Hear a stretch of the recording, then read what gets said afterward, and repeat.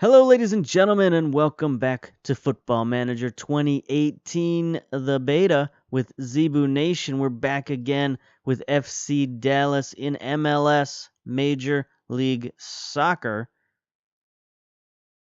And we're now 20 games into the season. We're now basically at mid-season. I'm going to look at the competitions here, 21 games into the season. It's a little bit past halfway point, and I wanted to get a little bit past halfway point because I was so far behind the rest of the league. Like midway point for MLS is 17 games, right? There's 34 games in a regular season, but I wanted to get a little bit past that because I was so far behind the rest of the league in terms of number of games played that the table was all skewed up. It looked like I was not scoring any points, or looked like I was way far behind. So I wanted things to look a little better. They're still not great. I'm still in 8th place in the Western Conference and 15th place overall. But I'm going to chalk that up to me experimenting quite a bit and not necessarily going full force, trying to win games. I'm more doing some experiments, testing out the beta, tweaking, and, experimenting a little bit. So last video, we looked at a bunch of different things. The one thing we haven't looked at yet on video is the match engine, right? The brand new DirectX 11 graphics and the improved match engine and all that stuff. We haven't looked at that yet, but we're going to look at that real soon. But first, I want to go back over something important that I touched on in the previous video, which are the squad dynamics. That's one thing that they focused on quite a bit, they meaning Football Manager, when they, had all the advertisements and all that stuff beforehand. They talked about how dynamics are going to change this game and how it's going to be very important going forward. And they're very correct about that. I found the squad dynamics mechanic that they've been touting, it's highly integrated into the game, and it really makes a difference in how your squad performs. So we're going to take a look at the dynamics and where we're at. So if you remember the previous video, and even going back to the first video, the squad dynamics for FC Dallas were really bad, especially to start with. Just out of the gate, which makes not a lot of sense when you look at the previous season for FC Dallas. In 2016, FC Dallas had one of its best seasons ever. They won the Supporters Shield. They won the U.S. Cup. It was, they were flying high. Now, in real life, they crashed in 2017. I mentioned that in the previous video. And it looks like the game sort of programmed that into this season. Like they programmed some really bad squad dynamics into this team. Now, we fixed it early by giving ourselves new captains. We put our two central defenders at captain, Hedges and Zimmerman, and that's fixed our squad dynamics pretty quickly. But then we ruined our squad dynamics again by trying to trade away some players. So I wanted to see, could we rebuild those squad dynamics? Because in previous versions of Football Manager, it seemed very difficult to get a guy back to improve your squad harmony, or whatever that was that they had sort of behind the scenes. It seemed very difficult to improve it once you ruined it. Like the only thing that would improve it would be winning lots of games. Now, if you saw our record, we're not exactly winning a lot of games, even though we're in good form right now. We're 3 wins and 2 losses in our last 5 games, which is not terrific form. It's not undefeated. But regardless, our squad dynamics are improving. And how did that happen, and why did that happen? Well, it all came down to Michael Barrios. Okay, he was a team leader. He was a guy that I tried to get rid of. He didn't want to go, and he was upset, and his teammates were supporting him and saying, we don't want this guy to go, and we don't like the fact that you tried to get rid of him. So I wanted to experiment and see if I could get those guys back on my side. So I started playing Michael Barrios more in the first team. And that had some effect. That helped out. But then the other thing I did that was very important was Michael Barrios wanted to talk to me about the fact that he now wanted to leave, right? Like he was upset that I tried to get rid of him and he didn't want to go, but now he did want to go, and I knew that that would probably cause more members of the team to get upset because they had come out in the media and said they didn't want this guy to go.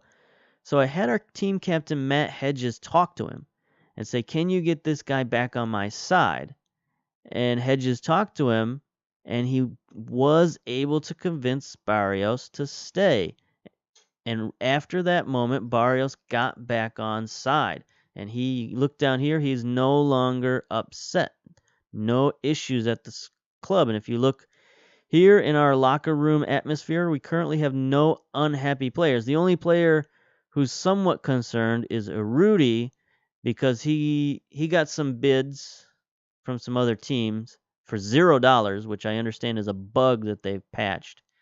But anyway, some $0 bids came in, and I was like, no, we're not having that. They got to bid at least what your value is. And that placated him for the time. So he's concerned, but he's not causing an issue, and there's no squad harmony problems. So I'm really enjoying this squad dynamics thing, because now all that stuff that was in the background is now up front. And you can see my team leaders are now strong.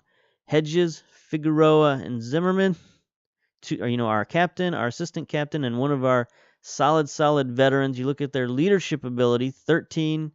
Zimmerman, Figueroa also has 13, I believe. Yep, 13 leadership. And Hedges, of course, our team captain, has like 15 leadership. Yeah, 15. So we're looking strong at the leadership position. Now, when we got here, our guys who were in leadership positions had very poor leadership skills, and that is what caused our dynamics to be pretty poor. I really like that mechanic. That makes me very happy that it works that way. If you get strong leaders in leadership positions, then your team dynamics will be strong. If you got poor leaders in leadership positions, then your dynamics will be weak. I really like that. Social groups wise, we've also managed to push everybody into the core social group except for, some of our youngsters who are, 16, 17-year-olds. And for whatever reason, this weird group of players here who are just friends. This group is made up of players who are close friends in the squad. We got Hedges, Hollingshead, and then two of our guys that we signed from the waiver draft, Vidal and Thompson. No, Vidal didn't even come from the waiver draft. Thompson came from the waiver draft. Vidal was just a free agent pickup. So I don't know if these guys knew each other beforehand. I couldn't find any common link between these four guys, but apparently they're friends, so it's just a friend group. That's the second group. I don't know what that's all about, but I think eventually they can go up here because there was 5 guys in this group earlier. It was our other signing. Oh, we traded him away. That's why he's missing from that group. Anyway, there's a 5th guy in here. We got rid of him. It caused no problems with the social group or anything, so it was fine. Anyway, that's the squad dynamics. So now let's move on. Let's talk about the match engine. Let's show you a game. Finally show you a game. Now, I've found that all this pregame stuff, it seems to take more time. Just getting to a game and playing a game, going through all this stuff, it seems to take more time than FM17. Maybe I'm just not in the rhythm of the game. Maybe I don't know what it is. But it just seems like going through a week takes a long time. So here we are. This is the brand new entrance to the game. It's sort of a little bit more cinematic. We got Figueroa, Hedges, Zimmerman, Hollingshead as our central defense. Jesse Gonzalez, the young goalkeeper, has taken over our number 1 duties. That screen doesn't last long enough. We got Marco Antonio Vidal as our defensive midfielder. Mauro Diaz, our designated player in the midfield. Paxton Pomical, our 17-year-old phenom, also in the midfield. Barrios out there on the right wing. One of our new signees, the German Andres Weigel. And then Max Rudy as our striker, who's been our striker all season long. This isn't a great team. This is my cup team at the moment, even though it's most of my starters. But this is the I wanted to show this game because it's the semifinals of the U.S. Cup. So we're trying to win the cup here. This is the new screen. It's not a great screen. I kind of like the one in FM17 better. It seemed a little bit more intuitive. Here's the team talk. Also, I don't know, it's just a little less aesthetically pleasing, just this gray box. Other than that, it's pretty much the same mechanically. You got nothing to lose here. I expect you to come back. We owe Sporting Kansas City for what happened last time. Okay, a couple guys are all right with that. Then you can also have your assistant talk. You can select certain players and just talk to them. You know, so we can select Maynard Figueroa and tell our assistant to talk to that guy. And he seemed motivated, so that's good. Actually, no, he motivated somebody else. He motivated Barrios on that. Good job. All right, so when you turn the team talk over to him, I guess he says whatever he wants. So end the pep talk. We got a couple of guys who are happy about that. And then sort of buried up here on the left-hand corner are your tactics and stuff. And here's the tactics screen, which is not a great screen. There's a lot of empty space that you could do a lot of stuff with, but you could take the list form if you like the list form a little better. But something I've noticed is that the tactics screen up here, you got to click. Click OK. You got to click up here.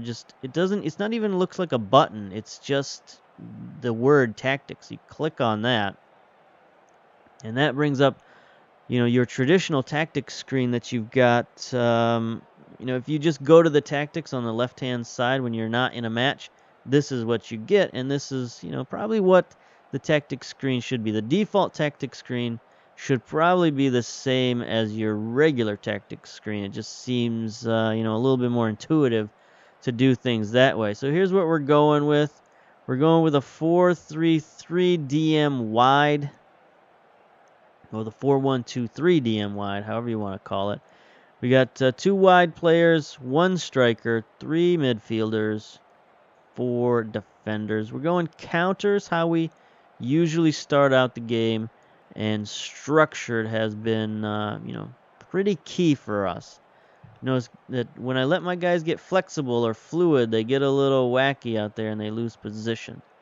So that's what we're going with. All right, kick it off. Let's take a look at this new graphics engine, this new match engine. So here we are. What stadium is this? This is not Sporting Kansas City, is it? Are we at some kind of fairgrounds for this? Is this a special stadium? Because this is not what Sporting Kansas City looks like. Anyway, we're in the reds. They are in the white and gray. White and very light blue. Gray, I guess. We're on extended highlights.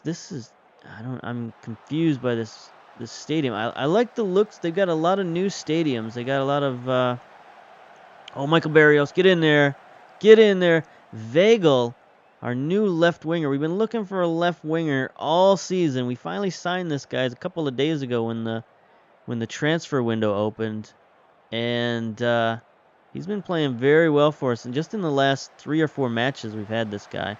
So there he is. He sends one cross to nobody. Then he sends another cross, and Barrios is there. That was the that view you just saw. That was the data analyst view, and I kind of like that for replays because the default replay is like they'll show you like the back of somebody's head, they'll show you the stands, they'll show you anything but the actual goal. So I like looking at the data analyst view so you can see everything that happened on that play. There's Latif offsides. So offsides. We got problems with offsides in this game. It's very much like the beta for FM17, which was everybody was offside all the time, and that's what's happening in this beta. If you go on the attack, your players just go offsides. I had one game where we had 6 or 7 straight highlights that were just offside after offside after offside. It's just maddening.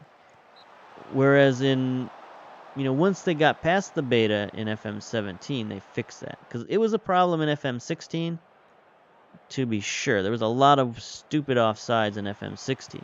But FM17 beta was pretty bad as well, and then they really fixed it for the regular game. There were almost no offsides in FM17. They went the other way for FM17. I hardly saw any offsides.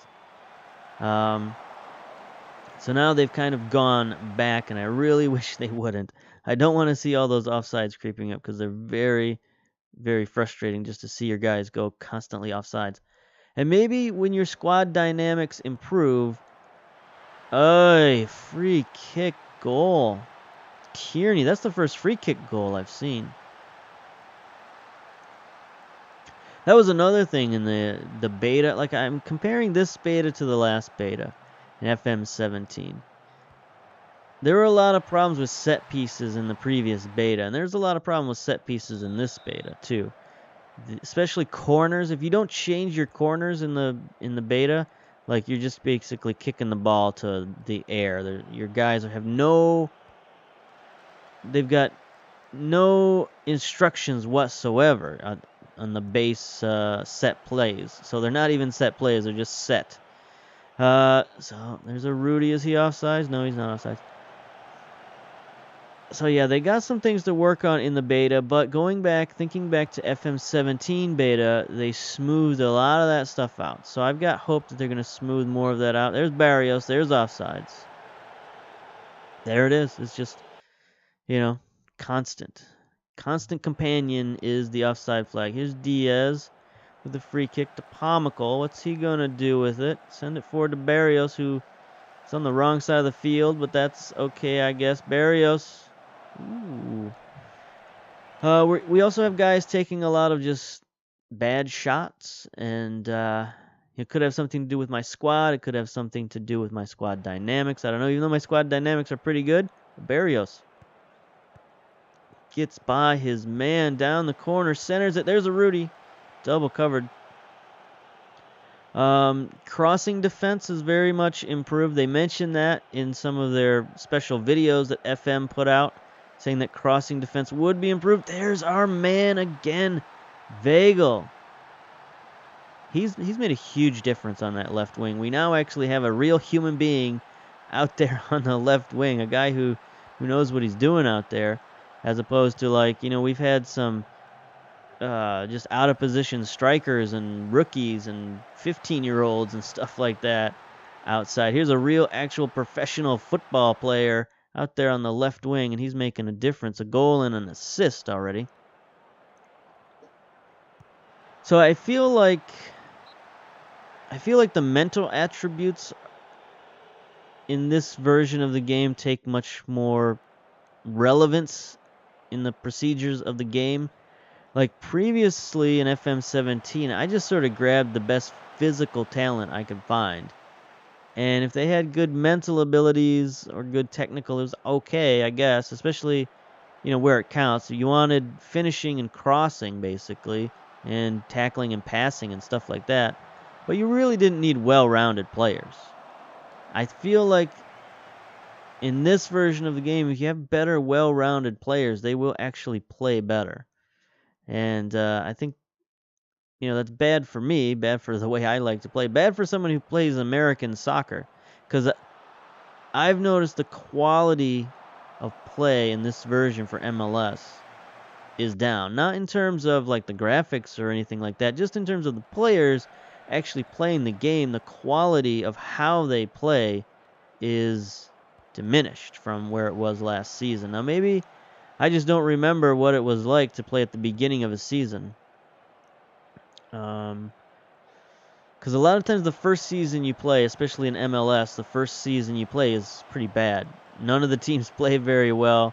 None of the players play very well for whatever reason. I don't know. But the farther you go into the seasons, the more your players develop and the better they play. But it just seems different this season. The players, I think if you wanted to look at it from an outsider's point of view, you might say it's a little bit more realistic, that the quality of play in MLS is much lower than it is if you watch a Premier League game.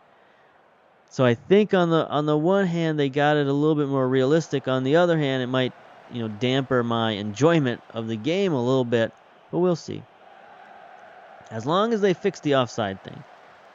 Stuff like that happens quite a bit. Guys just boot the ball out of the back for a corner kick rather than trying to, boot it to the sideline like they did last season in FM17. And I don't know if that's just his intelligence,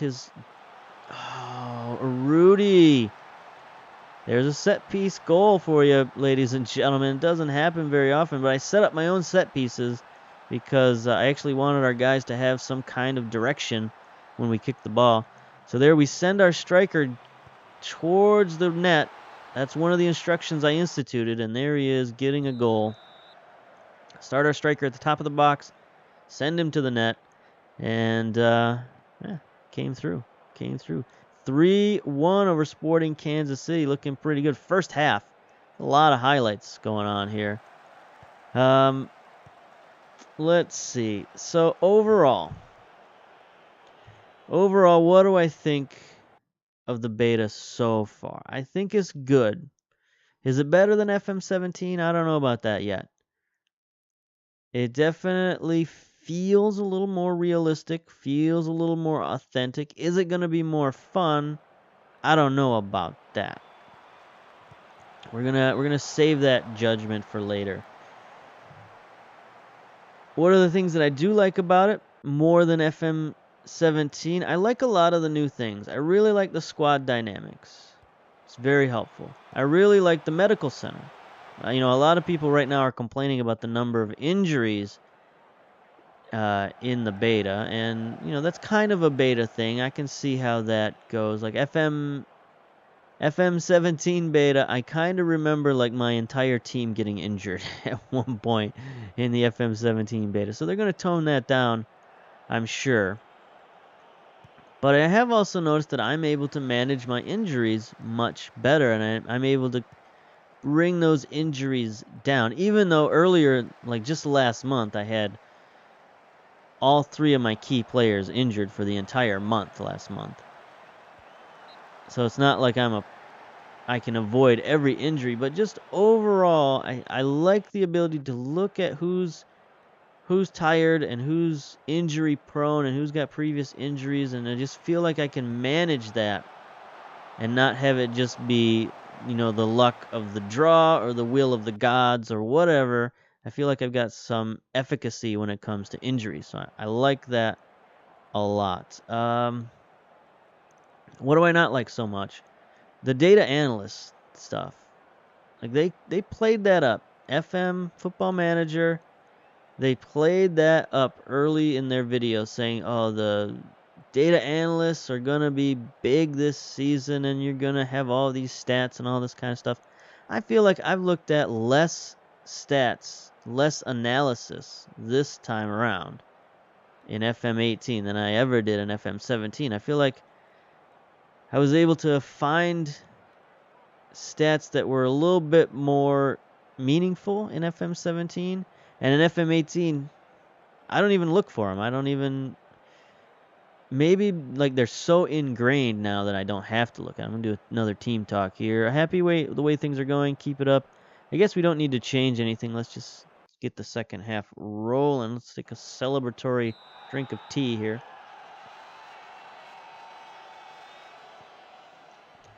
So I feel like the data analyst still has a way to go to provide me with what I might consider meaningful stats and meaningful statistics. What's the other word I'm looking for? Like some graphs.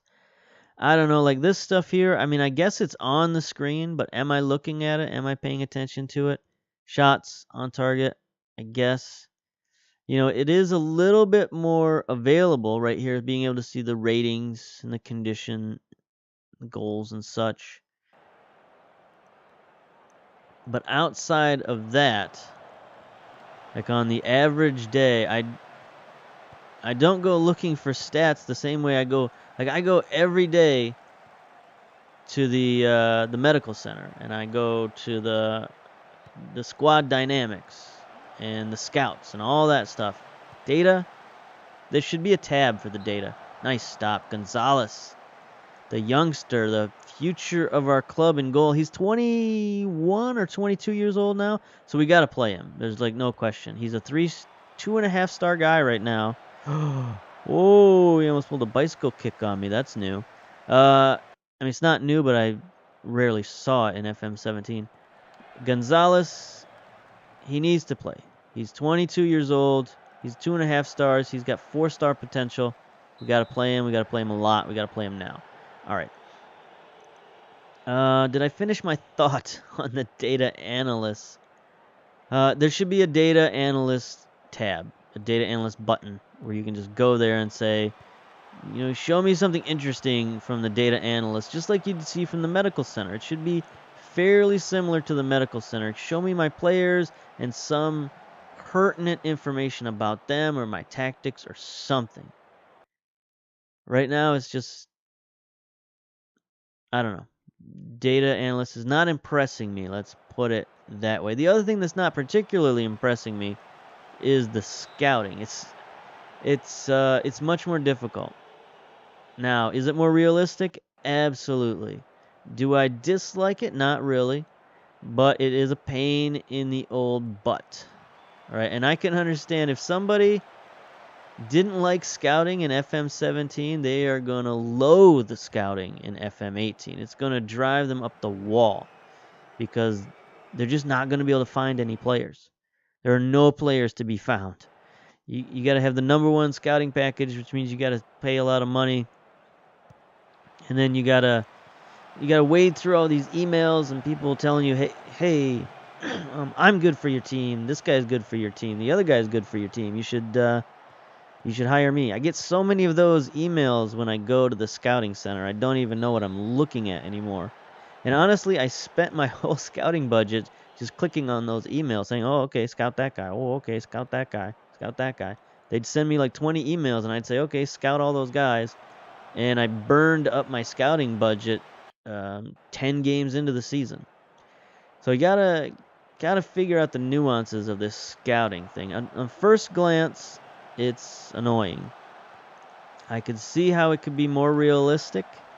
And I could see how you can get used to it, and it might actually be a fun little mini game to work out in your FM saves. But right now, it's a little annoying. And then the final thing is the match engine. The match engine is still a little janky. There's no question about that. I mentioned all the offsides and all that stuff. But that's another thing. If you look back to the FM17 beta, there were a lot of quirks to the match engine in FM17 that they fixed during the beta, and I feel like they're going to fix that here. I feel like they've already fixed some things with the most recent patch. Things seem to be going smoother, like the ball. You can see the ball much better. I didn't have as big a problem seeing the ball as some other YouTubers have been complaining about. But it just seems like, like the sound effects sync up a little better, and, everything having to do with the ball seems a little crisper at the moment. Rudy could have got there. Pomiko. Oh, the rookie, the youngster, academy player, not a rookie, academy player with the left foot goal. Killing these boys, 4-1. Here we go. Here is the data analyst view. The best thing about the data analyst right now is the data analyst view. This Barrios sends it in to Urruti, who wasn't paying attention, but our 17-year-old midfielder was paying attention, and he boots it in the back of the net. Good man. 4 goals by 4 different players. That's what we like to see. Can we look at some analysis here, maybe? Heat map, I guess? What does this mean? I don't know. Do you know? Maybe you do. So here's FC Dallas, and we're going along the right-hand side a lot. 21, that's Barrios. So he's getting the ball a lot. A lot. 37, so that's just our formation. I don't know. So we're just playing through the midfield a lot. They seem to be playing on our side of the field quite a bit, which makes sense since we're in counterattack. But we are definitely a right-hand tornado here. This weather system heading towards Poughkeepsie is definitely right leaning. Let's see. Pomical gets the goal. 8 shots to 10. You know, is this information helpful? Possession, I guess. I don't know.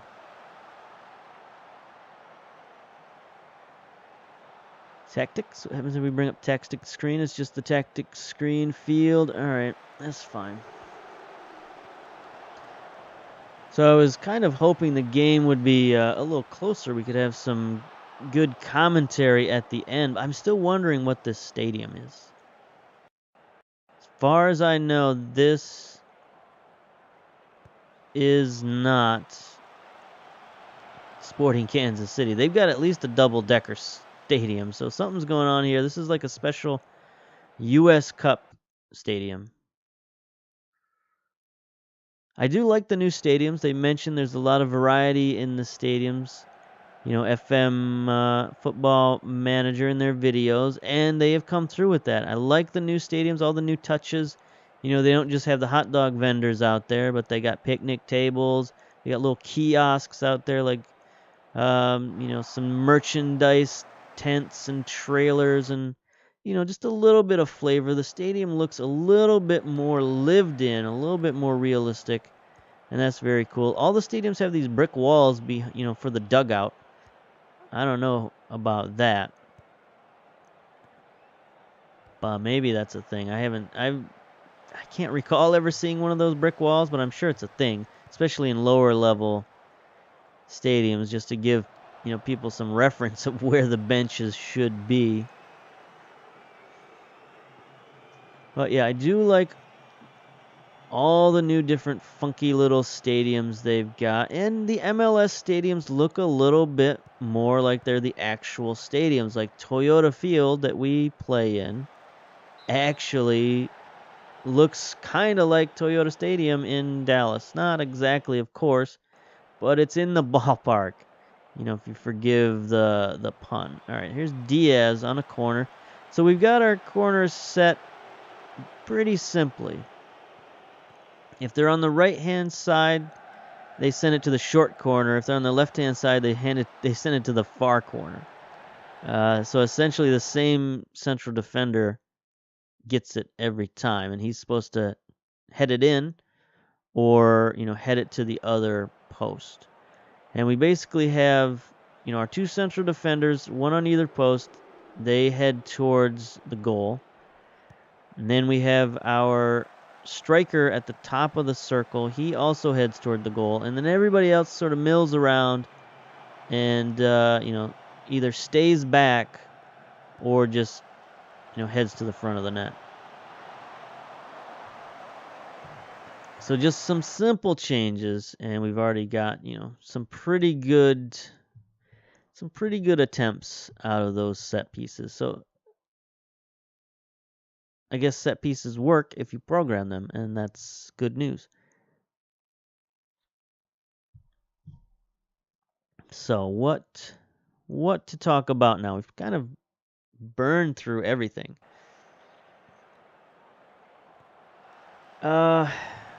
I guess we'll just talk about the match here. It's surprising that we're beating Sporting Kansas City so bad. They, as you saw at the beginning of the match, they beat us last time out.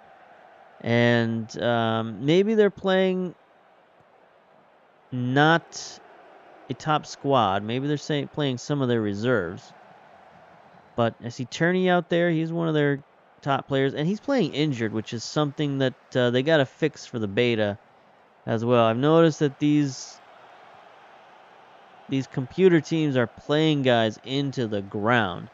I mean, they'll play guys at like 50% health and they're still out there playing. They'll start the game at like 60% health and they're still playing. Injured guys, it doesn't matter. They need to work on their substitution patterns a little bit for these AI teams if they're not going to just suffer a million injuries per season. I can't imagine how these teams don't have a million injuries right now. They're not taking, you know, into effect or taking their injuries into account. All right, so here we are, Sporting Kansas City on the attack. There's Fellhaber. Gets it to the near side to Latif. Looking forward, man breaks through. There's Gonzalez, again on the defense, and Zimmerman cleans it up. So again, Gonzalez, he's the future of this club. Look at these short-range shots he's stopped. 3 of them just point blank, and he stopped them all. You know, he's a young goalkeeper. He's got a lot to learn, but he has played very well. Our defense has gotten incredibly leaky for some reason. Let's take a look at our tactics. All right, we got these guys. They're playing structured. They're playing disciplined. You know, I don't know what else we can ask them to do. Just, you know, stop it. Whatever you're doing out there, just stop it. There's Gonzalez with another stop. 88 minutes down. 3 minutes of stoppage time. We got 1 minute left now in regular time. And we're just cruising now. 91 minutes down, 2. So this is going to be the end of it. Thank goodness. We run out of things to talk about. There's Lobato on the far side. This should be the final highlight of the half, and there it is. All right, I must admit, personally, I had this down going to penalty kicks, so I had it wrong. FC Dallas have come away with a result, and they will be delighted. That's right, 4-1. We crushed them. We killed them. Smacked them around. Let's have the team talk. That was special, guys. Nobody gave us a chance, but you played magnificently. Congratulations. All right, we can take a look at the analysis real quick. No, that's no good. Review. It's no good. I guess they give you the stats you need here. The rating. First half rating, second half rating. Everybody played pretty well in the second half. Gotta tell you, Pomical got the man of the match. 9-0 rating in the second half he got a goal. Good man. So he really came on in the second half. Now, where is the stats that show you, like, how far they ran and how many interceptions they got and all that stuff? Is that under analysis? No. See, it's like less helpful than FM17. You get the rating and that's fine, and the goals and the assists and that's fine, but what about the other stuff? That used to be under analysis in FM17, and now it's just this, whatever this is. Heat maps, man of the match. There should be, there should be more stats. We got this whole blank page over here. Is this a bug? Is my question. Because it says stats. Stats, big red letters, stats, advice. What do we got here? We got a blank page and nothing. So hopefully that gets fixed. Or they put something of interest there anyway. You're wasting real estate all over the place in this game. Come on. All right, so there we go. We're going to end it there. Now, one last thing to look at in the medical center, which I talked about so much. If you go to your medical center straight after a match, your blood pressure is going to overflow, because you're going to look at this and it's going to be warnings and red lights and, oh my God, everybody's going to fall over dead. Just don't panic, okay? The farther you get away from a match, the less this stuff is going to happen. So by the end of the week, everybody will be back to fine. Now, you can go to the risk assessment here, and you can check them out in the risk assessment, and they'll be, their match load will go down to, like, normal or whatever, light even, depending on the actual match, the match load that you have.